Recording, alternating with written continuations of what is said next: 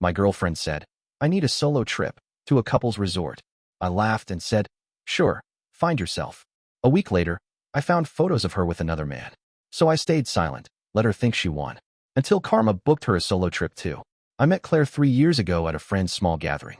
I am 32, living in the same city she was.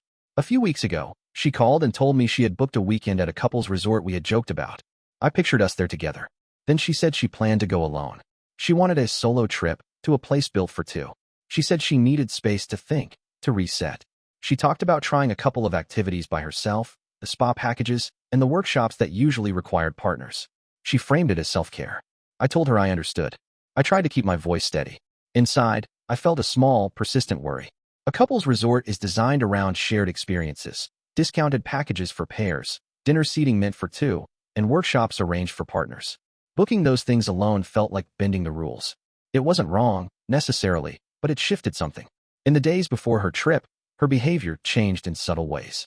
She made plans that felt private, booked flights at odd times, and saved resort confirmations on her phone.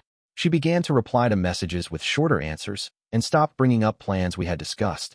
When I asked once about specifics, she said she didn't want to plan too much. Her tone suggested she wanted control over what would happen, not input from me. At the airport, she hugged me in a way that felt final for the moment. She said, I'll tell you all about it when I'm back. She smiled, but it felt guarded. I watched her go and felt a quiet mix of trust and unease. Trust because I believed her intentions were honest. Unease because the trip suggested a redefinition of our normal. I tried not to let it dominate my days. Yet the idea of her alone among couples, taking classes marked for pairs, sitting at dinners meant for two, kept returning to me. I pictured her at the couple's yoga, hands reaching for a partner she did not have. I pictured her at a table for two, reserving the shared dessert as if anticipating another place setting. I would wait for her to return and to share what she wanted to share. But the reserve she carried made me think about boundaries and what we promised each other. 3 years of building a life together taught me to listen. It also taught me that small changes matter more than they first appear. On the third night of her trip, I couldn't sleep. I found myself scrolling through the resort's website, reading guest posts and menus, imagining how she might spend a morning. That image of her signing up for couples events alone lodged under my skin. It wasn't anger that pushed me. It was a feeling of being sidelined, like the center of the map had shifted without a conversation. When Claire came back, she acted like everything was perfectly normal. She texted me from the airport saying, landed. Can't wait to sleep in my own bed. No, I missed you. No, let's meet. Just tired, casual words. I decided to give her space. 2 days passed before I saw her. She looked rested, happy even, but there was a strange distance in her eyes, like she was already thinking about somewhere else. When I asked how the resort was, she said, it was different. I did a lot of reflecting.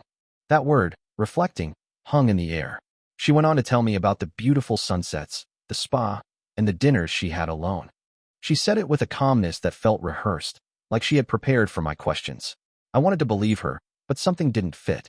A couple's resort isn't exactly built for solo reflection. I had looked it up. Every room had a double setup, twin robes, 2 glasses of champagne on arrival, and couple-themed activities. It wasn't a place for solitude. Still, I kept my thoughts to myself. That night, after she left, something kept nagging at me. She'd left her tablet charging in my living room. She always did when she stayed over. I wasn't someone who liked snooping, but something about this solo trip to a couple's resort kept twisting inside me. I told myself I'd just check the resort's gallery. She'd taken hundreds of photos on previous trips. I opened the photo app, scrolled down, and there they were, pictures from the trip. At first, everything looked normal. Beach views, fancy dinners, spa treatments. Then I noticed it. In some shots, you could see a reflection, a man's arm, a second glass, a shadow that wasn't hers. In one mirror selfie, she'd cropped tightly, but you could clearly see a hand holding her waist. I just stared at the screen for a long minute. I didn't yell. I didn't even feel a rush of rage. It was more like a quiet click, like a door closing in my mind. She hadn't gone alone. The next morning, she came over again. She kissed my cheek, poured coffee, and talked about how detoxing from everything felt great. I sat across from her, pretending to listen. Every word she spoke felt thinner. I didn't confront her right away. Instead, I decided to observe. Sometimes the best revenge isn't loud, it's calm and calculated. I wanted her to reveal her truth without me pulling it out. Over the next few days, she grew even more distant. Canceled plans. Short replies. One night, she called and said, I think I need a little more space to figure things out. That confirmed it. So I gave her exactly what she asked for. I stopped initiating conversations. I stopped showing up. I didn't text. I didn't call. I quietly stepped back and let her believe she had full control. She thought she was creating distance. I was building walls. A week later, she texted, "Are we okay?" I replied, "You tell me." No anger. No drama. Just words that let her sit with her own guilt. That night, I took one last look at those photos, transferred them to a drive, and locked it away. I didn't need to expose her. Not yet. I knew life would eventually do that for me. But I did start to plan something else, not out of spite, but clarity. Something that would make her realize the cost of what she'd done without me saying a single cruel word. I wasn't going to destroy her.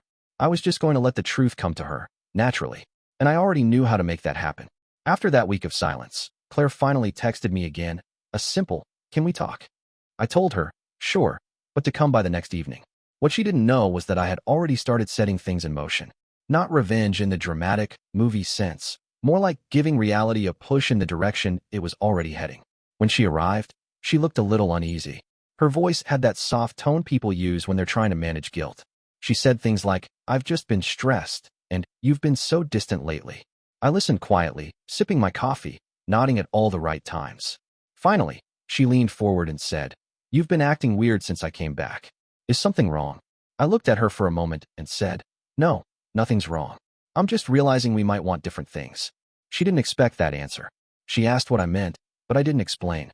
Instead, I told her I had a work event that weekend and needed to go, which was true, in a way. I was planning something that would look a lot like moving on. Over the next few days, I made sure to stay busy. I posted a few photos with mutual friends, tagged in places she knew I'd never go without her. Nothing fake, just small reminders that I had a life beyond her orbit. The silence I once gave her became the distance she couldn't ignore. A few days later, I got a message from one of her friends, someone I'd only met a few times. She said, "Hey, I know it's not my business, but is everything okay between you two? Claire's been acting off lately." That confirmed it. Guilt was setting in. Later that week, Claire called again, saying she wanted to start fresh. She sounded emotional, like someone realizing too late what they'd thrown away. I told her we could meet for dinner, but only if she was honest this time. She hesitated. Then she said, "Okay." We met at a quiet restaurant we used to love. She showed up in that blue dress she wore on our first anniversary. When she sat down, she tried to act calm, but her hands fidgeted with the napkin. Halfway through the meal, she said, "I feel like I made a mistake.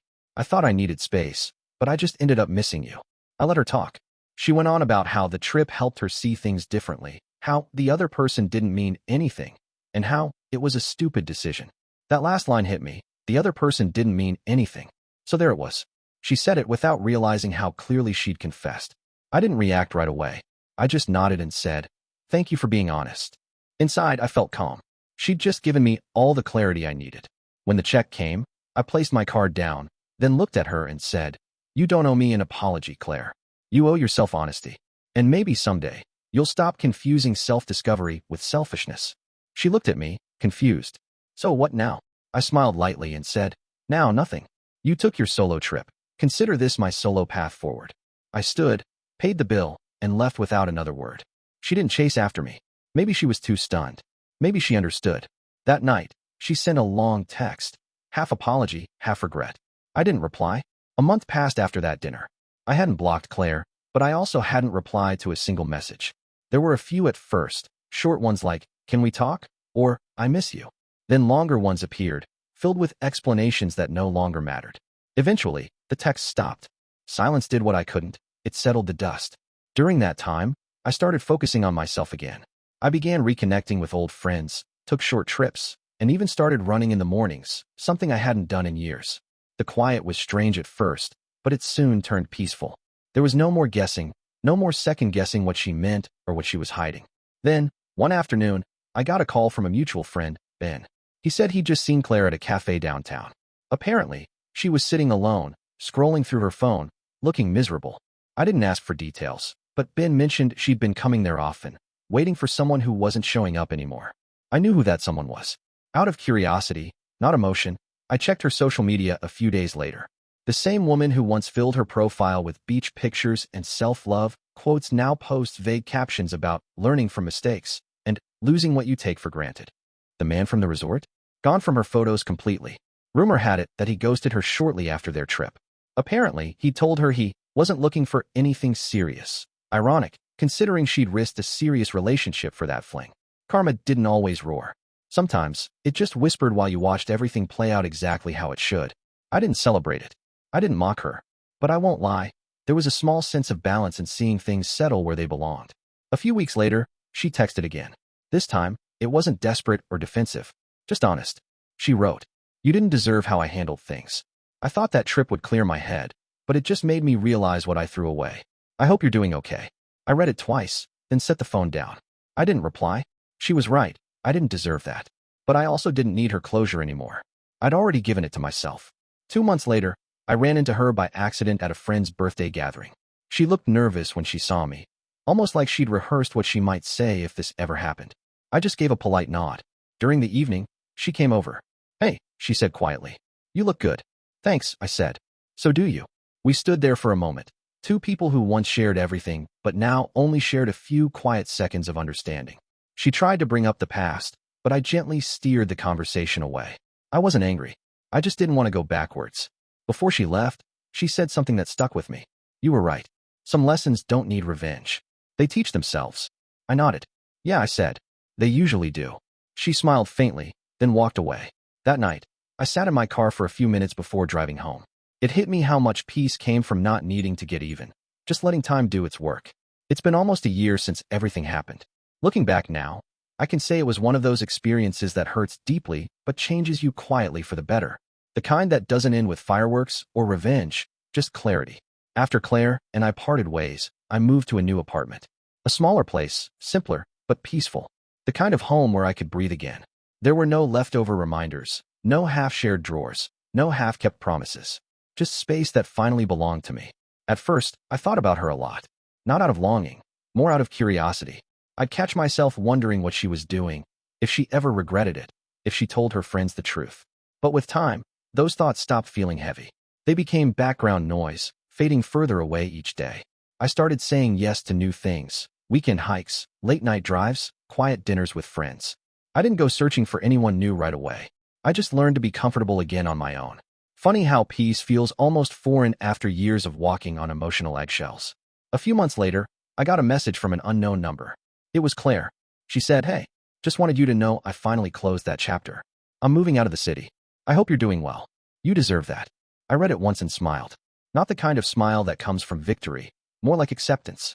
I simply replied, "Thanks. Take care of yourself." That was the last time we ever spoke. Since then, life has been surprisingly calm. There's no bitterness, no drama, no urge to look back. The whole solo trip thing used to make me angry. The lies, the betrayal, the excuses. But over time, it became a strange lesson about human behavior and self-respect. Sometimes, people do selfish things and dress them up as self-care or healing. They convince themselves they're finding peace while quietly hurting the ones who stood by them. The truth is, you can't discover yourself while deceiving others, because every lie pulls you further from who you really are. That was Claire's mistake, and that was my lesson. Revenge, as it turned out, wasn't freezing accounts or public humiliation. It was simply walking away with dignity, letting her realize, in her own time, what she'd lost. The quiet part of karma is that it doesn't always punish loudly. Sometimes, it just shows the difference between what someone had and what they settled for. A few weeks ago, Ben told me Claire had been in another short relationship that ended badly. Apparently, she'd opened up about pushing away the only person who truly cared. I didn't feel satisfaction hearing that, just a calm acknowledgement that the world has its way of evening things out. I don't hate her. I don't wish her harm. She was part of a story I needed to live through to understand myself better. She showed me that trust can't survive half-truths, and that love without honesty is just convenience with better lighting. Now, when I travel, I choose solo trips too, but not to run from anyone or anything. I do it to breathe, to think, to start fresh. Real solo trips don't require lying to someone else. They require being honest with yourself.